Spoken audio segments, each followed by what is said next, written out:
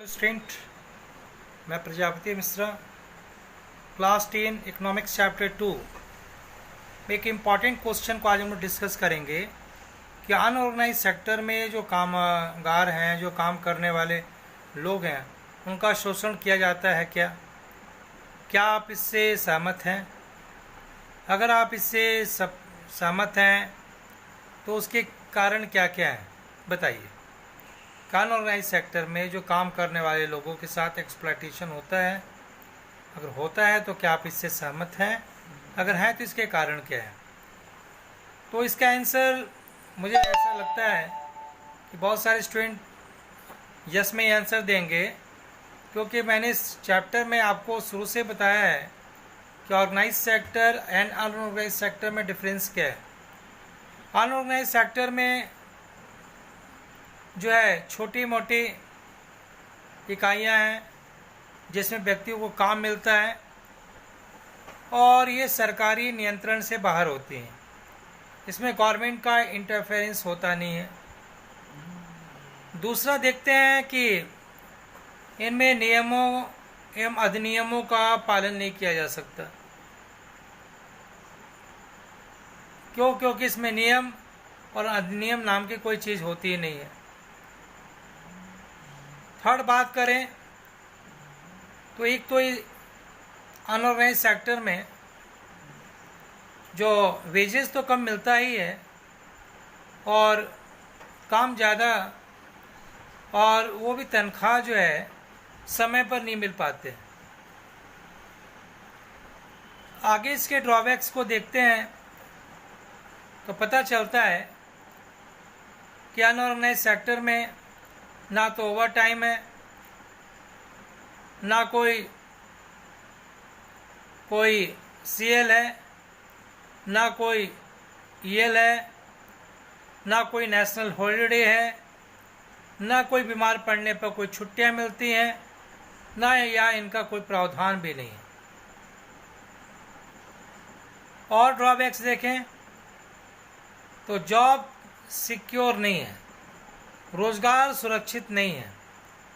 बिना किसी कारण के किसी को नौकरी से अचानक इसमें हटा दिया जाता है, जो कि ऑर्गेनाइज सेक्टर में देखने को नहीं मिलता।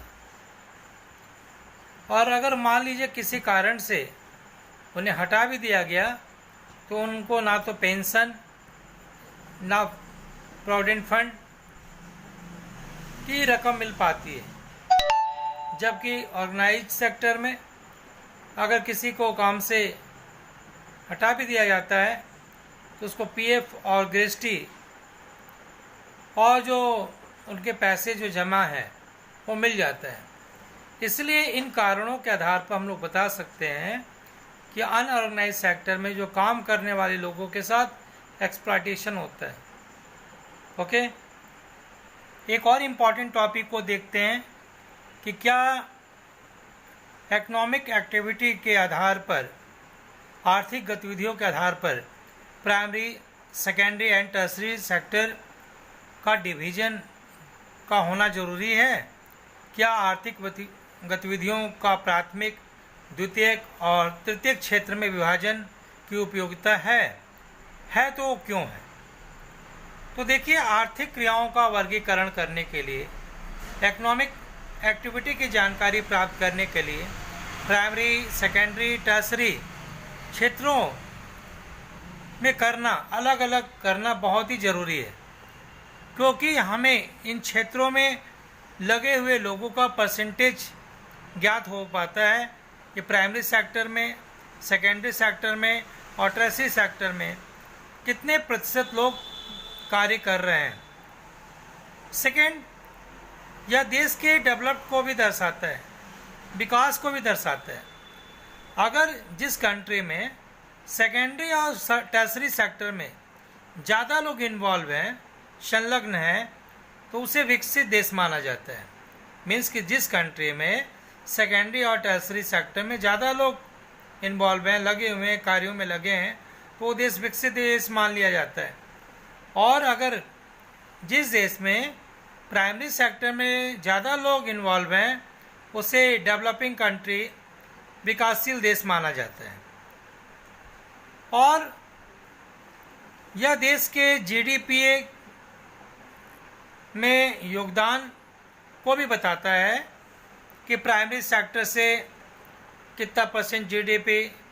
तो पिछले प्रीवियस क्लासेस में मैंने बताया था कि प्राइमरी सेक्टर से इंडिया की इकोनॉमी का 40% से अबव जीडीपी, सेकेंडरी सेक्टर से 20% से अबव जीडीपी। तो ये पता चलता है कि किस सेक्टर से कितने % जीडीपी का कंट्रीब्यूशन है। इसलिए आर्थिक गतिविधियों का प्राथमिक, द्वितीयक, तृतीयक क्षेत्र में विभाजन करना उचित है। इससे पता चलता है कि किस सेक्टर का कितना इम्पोर्टेंस है और किस सेक्टर में ज़्यादा ध्यान देने की ज़रूरत है। तो आज हम लोगों ने 2 टॉपिक को डिस्कस किया। आप लोगों को ये वीडियो अच्छा लगा होगा, तो thank you, have a nice day.